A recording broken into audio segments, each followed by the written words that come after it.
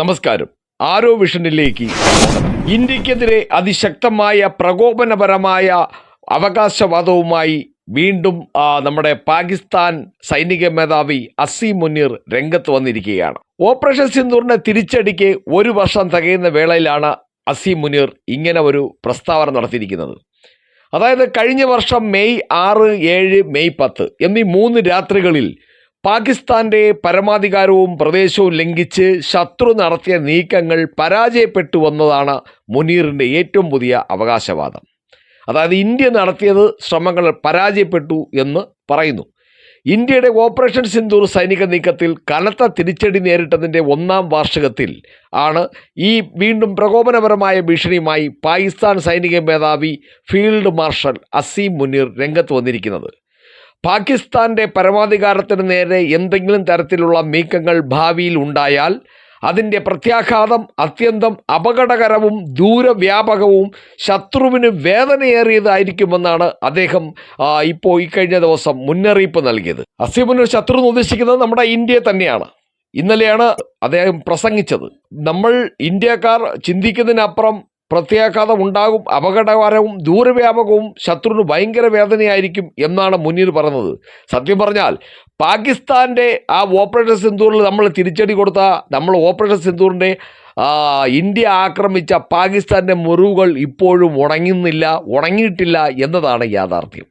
വ്യോമത്താവളങ്ങൾ പുനർനിർമ്മിക്കാൻ ഇനി എത്രയോ മാസങ്ങളായിട്ട് അവർ കാത്തിരിക്കുകയാണ്. പക്ഷെ എന്നിട്ടും ഇതുവരെയും അതൊന്നും പൂർത്തീകരിക്കാനോ ശരിയാക്കി എടുക്കാനോ അവർക്ക് കഴിഞ്ഞിട്ടില്ല. ആ മുറിവുകൾ ഇത്രയും വേദനയും ഇതുവരെ ഉണക്കാത്ത അസീം മുനീറാണ് പറഞ്ഞിരിക്കുന്നത് ശത്രുവിന് കടുത്ത വേദന സമ്മാനിക്കുമെന്ന്. റാവൽപിണ്ടിയിലെ ജനറൽ ഹെഡ്ക്വാർട്ടേഴ്സിൽ നടന്ന ചടങ്ങിൽ മുഖ്യ അതിഥിയായി സംസാരിക്കുകയായിരുന്നു നമ്മുടെ ഈ മുനീർ.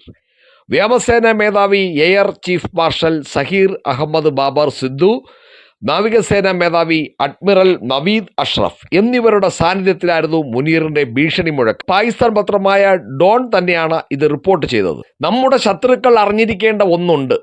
പാകിസ്ഥാനെതിരെ ഭാവിയിൽ എന്തെങ്കിലും സാഹസത്തിന് മുതിർന്നാൽ ആ യുദ്ധത്തിൻ്റെ ആഘാതം പരിമിതമായിരിക്കില്ല, മറിച്ച് അത് അതിശക്തവും അപകടകരവും ശത്രുവിന് വേദന കടുത്തതായിരിക്കുമെന്നും അസീം മുനീർ പറഞ്ഞു. ഈ ദിവസം പാകിസ്ഥാനിലെ ജനങ്ങൾക്കും സായുധ സേനയ്ക്കും അഭിമാനകരമായ ദിവസമാണെന്നും അദ്ദേഹം കൂട്ടിച്ചേർത്തു. അത് ഏത് ദിവസമാണ് നമ്മൾ പ്രത്യേകം ഓർമ്മിക്കണം.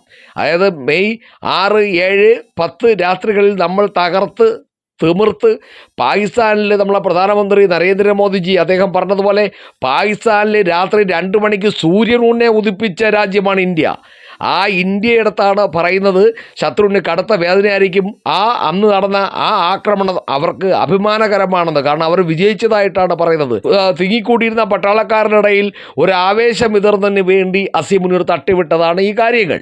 കാരണം അന്ന് രാത്രി ഏതൊക്കെ ബങ്കറിൽ പാകിസ്ഥാനും ഷഹബാസ് ഷെറീഫും അസീം മുനീറും തുടങ്ങി മുഴുവൻ പേരും അവരുടെ മുന്നണിയിലുള്ള മുഴുവൻ ഭരണ നേതാക്കൾ എവിടേക്കാണ് ഒളിച്ചത് അവർക്ക് പോലും അറിയില്ല.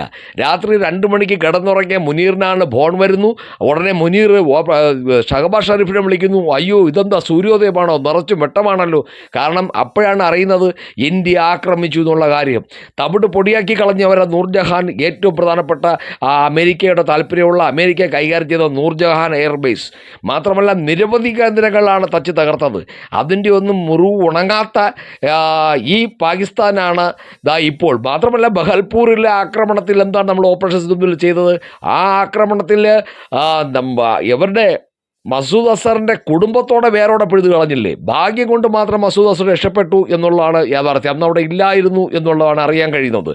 ഏതായാലും അവരുടെ ഏറ്റവും വലിയ ജയ്ഷയുടെ താവളം തന്നെ തകർത്ത് തരിപ്പണമാക്കി. ഇപ്പോൾ ഇവർക്ക് പാകിസ്ഥാൻ ജനതയ്ക്കൊക്കെ ഒന്ന് ആവേശം വരുന്നതിന് വേണ്ടി അസീം മുനീർ പറഞ്ഞിരിക്കുകയാണ്, അത് നമ്മുടെ അഭിമാനമാണ് സായുധ സേനയ്ക്ക് എന്നുള്ള രീതിയാണ്. കഴിഞ്ഞ വർഷം മെയ് 6, 7, മെയ് 10 രാത്രികളിൽ പാകിസ്ഥാൻ്റെ പരമാധികാരവും പ്രദേശവും ലംഘിച്ച് ശത്രു നടത്തിയ നീക്കങ്ങൾ പരാജയപ്പെട്ടു എന്നതാണ് മുനീറിൻ്റെ അവകാശവാദം. ദേശീയ ഐക്യത്തോടും സൈനിക ശക്തിയോടും കൂടി അതിന് മറുപടി നൽകിയെന്നും അദ്ദേഹം പറഞ്ഞു. പാകിസ്ഥാൻ നൽകിയ മറുപടി എന്താണ്? കണ്ട രാജ്യങ്ങളെല്ലാം വിളിച്ചു, അമേരിക്കയെ നിരവധി വട്ടം വിളിച്ചു, എങ്ങനെയെങ്കിലും ഒന്ന് തീർത്തു തരണേ, ഇന്ത്യ എടുത്ത് നിർത്താൻ പറയണേ, ഇവിടെ തവിട് പൊടിയായി രക്ഷയില്ല എന്ന് പേടിച്ച് നിലവിളിച്ചതാണ്. എന്നിട്ട് ഒന്നും ഇല്ലാതെ വന്നപ്പോൾ അവസാനം എന്താണ്, പാകിസ്ഥാൻ്റെ DGMOയെ കൊണ്ട് നമ്മുടെ DGMOയെ വിളിപ്പിക്കുകയും അതിനെ തുടർന്നുള്ള ചർച്ചകളിലൂടെയാണ് ഈ നമ്മുടെ ആക്രമണം നമ്മൾ അങ്ങ് അവസാനിപ്പിച്ചത്. അല്ലെങ്കിൽ ആക്രമണമല്ല, നമ്മുടെ തിരിച്ചടി, അവർ ഇങ്ങോട്ട് അടിച്ചതിന് തിരിച്ചടി നമ്മൾ അവസാനിപ്പിച്ചത്. യഥാർത്ഥത്തിൽ ഇന്ത്യയുടെ ഓപ്പറേഷൻ സിന്ദൂറിൽ പാകിസ്ഥാൻ സൈന്യത്തിന് വലിയ നാശനഷ്ടങ്ങൾ സംഭവിച്ചിരുന്നുവെങ്കിലും ഇത് രണ്ട് പ്രത്യയശാസ്ത്രങ്ങൾ തമ്മിലുള്ള പോരാട്ടമായിരുന്നുവെന്നും അതിൽ സത്യം വിജയിച്ചു എന്നുമാണ് മുനീർ ഇപ്പോൾ അവകാശപ്പെടുന്നത്. മാത്രമല്ല, കൂടാതെ വീണ്ടും അസീം മുനീർ ഇന്ത്യക്കെതിരെ പറയുന്ന ഒരു ആരോപണം 2001-ലും 2008-ലും 2016-ലും 2019 എന്നീ വർഷങ്ങളിൽ ഇന്ത്യ ഫോൾസ് ഫ്ലാഗ് ഓപ്പറേഷനുകൾ നടത്തിയതായിട്ടാണ് ആരോപണം. അതായത് രാഷ്ട്രീയവും സൈനികവുമായ താല്പര്യങ്ങൾക്കായി പാകിസ്ഥാൻ്റെ മേൽ നിയമവിരുദ്ധമായ യുദ്ധം അടിച്ചേൽപ്പിക്കാനാണ് ഇന്ത്യ എന്നും ശ്രമിച്ചിട്ടുള്ളതെന്നാണ് അദ്ദേഹം കൂട്ടിച്ചേർത്തത്. ആരോപണങ്ങളും അതിശയോക്തിയും യുദ്ധക്കൊതിയും വഴി തെറ്റായ ആക്രമണങ്ങൾക്കാണ് ഇന്ത്യ മുതിരുന്നതെന്നും പാകിസ്ഥാൻ അസീം മുനീർ കുറ്റപ്പെടുത്തി. ഭാവിയിൽ പാകിസ്ഥാൻ്റെ ശത്രുക്കൾ അത്തരമൊരു നീക്കത്തിന് തുനിഞ്ഞാൽ യുദ്ധത്തിൻ്റെ ഫലം ഭയാനകമായിരിക്കുമെന്നും അദ്ദേഹം തൻ്റെ പ്രസംഗത്തിൽ ആവർത്തിച്ചു. ഓപ്പറേഷൻ സിന്ദൂറിൻ്റെ 1-ാം വാർഷികത്തിൽ തൻ്റെ സേനയുടെ ആത്മവീര്യം വീണ്ടെടുക്കാനാണ് മുനീർ ഇത്തരത്തിൽ പ്രകോപനപരമായ പ്രസംഗം നടത്തുന്നതെന്നാണ് രാഷ്ട്രീയ നിരീക്ഷകരുടെ വിലയിരുത്തൽ. എന്തായാലും മുനീർ വാതോരാതെ കവലകൾ തോറും പ്രസംഗിച്ച് നടക്കും. അതുകണ്ട് തീവ്രവാദികൾ ആവേശത്തോടെ, അല്ലെങ്കിൽ മുനീർ തന്നെ തീവ്രവാദികളെ ഇങ്ങോട്ടയക്കും. അതിനുള്ള പണി ഇന്ത്യ കൊടുക്കുമ്പോൾ വീണ്ടും ബാല് ചുരുട്ടി കുറച്ച് നാൾ കാത്തിരിക്കും.